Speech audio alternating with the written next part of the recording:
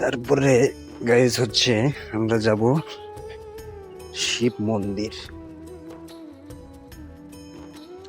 এটা হচ্ছে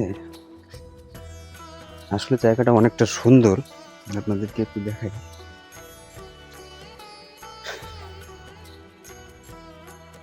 এটা হচ্ছে এখানকার শিব মন্দির।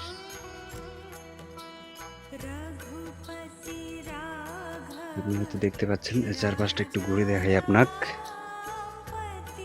অনেক সুন্দর একটা জায়গা শ্রীমঙ্গল, অবশ্যই ঘুরতে আসবেন আপনারা।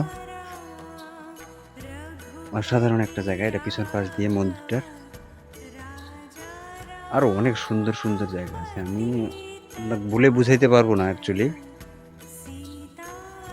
না আসলে আপনি হয়তো বুঝতে পারবেন না যে আসলে কতটা সুন্দর এই জায়গাটা।